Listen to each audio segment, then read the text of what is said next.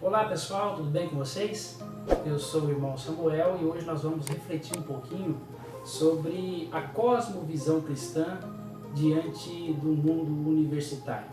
É um assunto bem interessante, bem complexo, mas cremos que esses poucos minutos que temos vai nos servir para lançar luz em alguma coisa que possa ajudar você na sua vida, na sua caminhada cristã na universidade. Nós temos uma realidade que é cada vez mais crescente, que é o ingresso cada vez maior de jovens em universidades. Isso é uma coisa extremamente louvável, né? Nós temos o personagem bíblico Daniel, que a Bíblia diz que ele, indo para a Babilônia pelo plano de Deus, foi instruído em toda a ciência e toda a lei da Babilônia, e com isso tornou-se um grande representante de Deus lá. Mas nós conhecemos a realidade não só brasileira, mas de todo o mundo, em que cristãos têm sido, em muitos casos, tido muitos problemas concernente à manutenção da sua fé e às vezes acabam enfrentando obstáculos tão grandes que alguns deles têm desistido.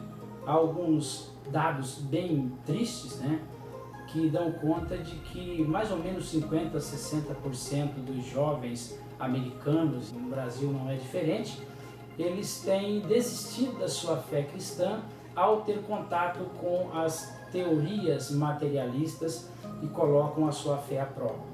E eu gostaria de pensar um pouco sobre esse assunto, e para mim existem alguns grupos de jovens, e provavelmente é o que normalmente acontece com um jovem cristão que entra na universidade. Primeiro, nós temos aquele grupo de cristãos que anulam a sua fé ao chegar na universidade. Esses são aqueles que provavelmente não tiveram um bom embasamento, não foram instruídos segundo a lei do Senhor, como foi Daniel, e ao ter contato com as ideias materialistas, ao ter contato com aquilo que é pensamento humano, né, e anticristão, evidentemente, e pela beleza com que aquilo é apresentado, esses jovens acabam cedendo de imediato. Alguns deles tornam-se até ateus mesmo, tornam-se materialistas, abandonam a fé que um dia professaram. O segundo grupo é aquele grupo que prefere camuflar a sua cosmovisão. Diante dos obstáculos, diante do desafio que existe na universidade, eles preferem camuflar, talvez não se identificar como cristão, para que não seja hostilizado e que também não tenha nenhum confronto, nenhum sabor durante a sua vida acadêmica. E o terceiro grupo é um grupo que parece um pouco mais piedoso, no entanto acaba sendo também problemático devido ao ambiente que eles vão encontrar. Esse seria o grupo daqueles que partem para o confronto, né? Normalmente são jovens criados nas igrejas, que têm uma vida cristã bem embasada, os pais educaram, levaram à escola dominical, têm um conhecimento bíblico razoável, têm uma orientação pastoral interessante, e eles chegam na universidade e aos primeiros momentos que eles têm aí a sua fé hostilizada,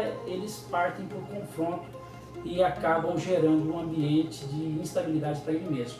Eu já presenciei alguns casos de jovem que se opôs aos professores, e evidentemente alguns professores também acabam abusando, né? Apresentam as ideias materialistas como se fosse verdade absoluta e acabam até hostilizando pontos fundamentais da fé cristã e acabam provocando a ira desses jovens. O ideal é que nenhum desses casos aconteça. O ideal é que o jovem saiba que ele tem uma fé que é vibrante, que o que ele acredita está baseado em verdades absolutas, que é a palavra de Deus. O ideal é que esse jovem tenha um embasamento e que ele possa aos poucos ir manifestando a sua fé a partir dos seus exemplos, da sua vida cristã, e manifestando esses exemplos e conquistando pessoas, atraindo pessoas para o seu pensamento. Esse, para mim, é a coisa mais ideal que nós podemos ter numa universidade. O confronto não é muito interessante, confronto direto, porque na maior parte dos casos o aluno não tem o embasamento teórico pelo menos não o conhecimento que o professor tem sobre a questão teórica das ciências sociais, especialmente, e ele vai ter dificuldade para discutir no campo das ideias materialistas. Então esse professor provavelmente vai levar ele para um campo que não é de domínio do aluno, do jovem acadêmico, do jovem cristão, e esse jovem vai ter muita dificuldade para se manter. E perdendo para um professor, sendo hostilizado por um professor, ele acaba criando um ambiente muito hostil para ele diante da sala e também diante da universidade toda. O ideal, como eu já mencionei, é que esse jovem aos poucos vá pregando o Evangelho. Viva o Evangelho primeiramente. Tenha o Evangelho no coração. Seja diferente, faça como Daniel. A Bíblia diz que no capítulo 1 e versículo 8 de Daniel, do livro de Daniel, que Daniel, chegando na Babilônia, assentou não se contaminar com os manjares que o rei comia e nem com o vinho que ele bebia. Ou seja, Daniel tomou uma postura de crente salvo, para depois influenciar.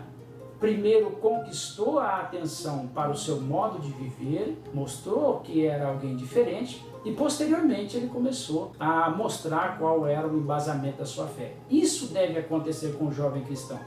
Ele precisa entrar na universidade, as pessoas precisam em torno dele perceber que há algo especial nesse jovem, e aí abrirá-se uma porta muito especial para a pregação do Evangelho e, consequentemente, para o confronto pacífico das ideias materialistas, ateístas e também da sua cosmovisão cristã. Outra coisa interessante é que o jovem crente precisa aproveitar todas as hostilidades que for feita contra ele, contra a sua fé, para aprofundar ainda mais o conhecimento na palavra de Deus. Se o jovem cristão, ao ser confrontado, houve, por exemplo, um dado: a família é uma criação burguesa, a família reproduz o Estado opressor, é uma prerrogativa do Estado opressor e do pensamento capitalista. Esse jovem não precisa combater necessariamente o professor quando estiver dizendo isso, mas esse jovem tem a obrigação de criar em si mesmo o hábito de se aprofundar nesse assunto. Ele precisa estudar o que a palavra de Deus fala sobre a família, qual o propósito de Deus para a família, e também ler autores que contrapõem aqueles que são materialistas e ateístas. O ideal é que esse jovem tenha sempre o hábito de crescer na graça, estimulado às vezes por esses momentos de hostilidade, ele vai crescendo. E eu tenho certeza absoluta que se esse jovem, inserido na universidade pela vontade de Deus, pelo querer de Deus, está na universidade, ele tem um papel fundamental a desenvolver lá. Deus vai utilizar você, jovem cristão, para representá-lo na universidade. Primeiro, não anule sua fé. Aquilo que você acredita é irremovível, é algo que é imutável, é maravilhoso aquilo que você defende. Segundo, não camufle a ponto de você viver uma fé interna e não poder discutir com ninguém.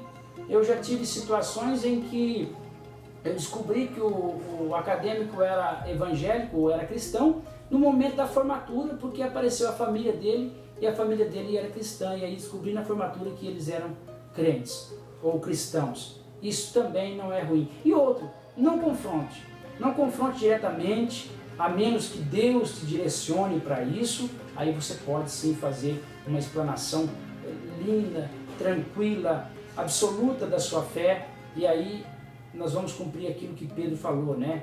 Com mansidão e com alegria defendermos a razão da esperança que há em nós. Eu tenho certeza que Deus te colocou na universidade para que você seja um instrumento usado nas mãos dele.